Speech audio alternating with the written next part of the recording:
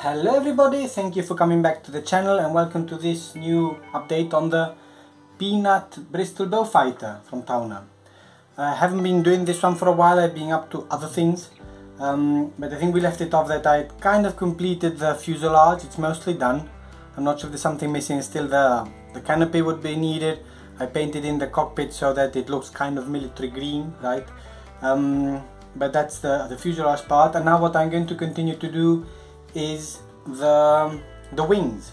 Now the wings are made up, I think, of 4 sections altogether. So the 2 outer panels, which is what I'm starting with, then the 2 inner panels that also then basically mount then the motors and then stick the whole plane together. So I've started with the outer panels.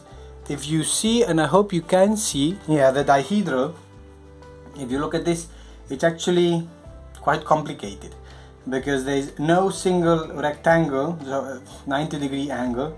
So I can't remember how I did it in my first attempt, but it is quite complicated, I would say, to figure this out. So what I've done, I've cut out all the components for both wings. So these are the ribs. Even the biggest rib is very small, I'm going to say it like that, for my big clumsy fingers. And then what I've done, I've created a jig that is here with the angle that we have for the ribs. So I've laid down one of the stringers, it's the bottom one. Using then this jig, I've put in the ribs, hoping to keep that angle. This is very important that it's as accurate and especially the same on both sides, because that determines the dihedral.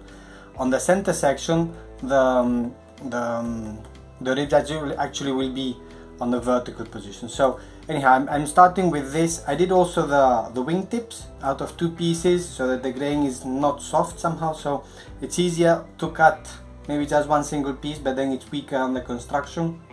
And I've also got somewhere here, I've also got the leading edge and the trailing edge cut out, also of all the 1mm balsa.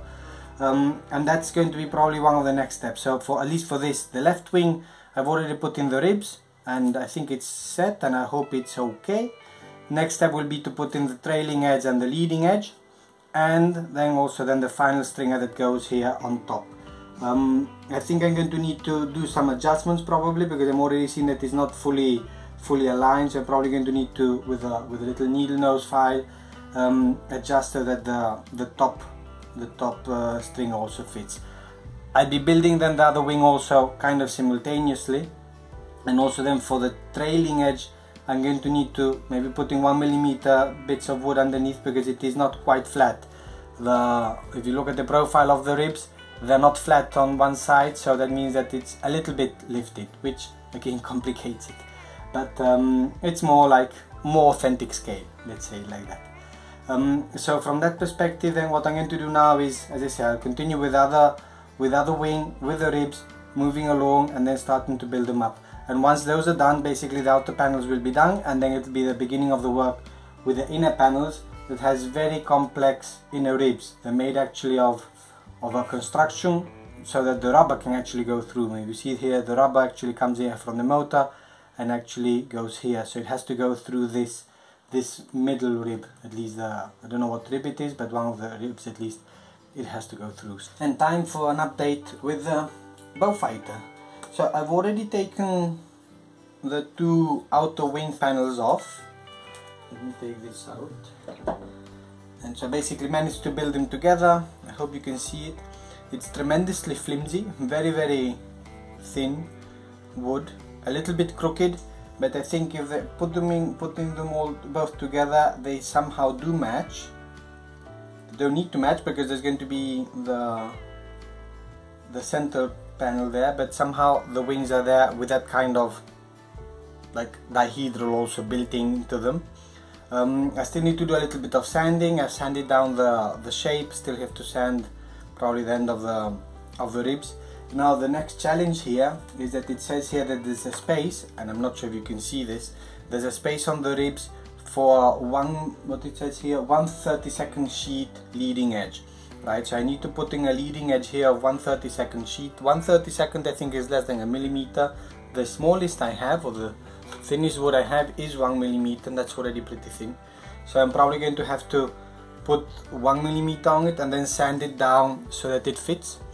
So now the difficult challenge is to get a shape, a piece of balsa that fits into this kind of gap, covered in the spar, and going over to the end, and then basically sanding it down. So it's going to be kind of a custom piece, and then sand, sand, sand. I think that's going to be then the solution.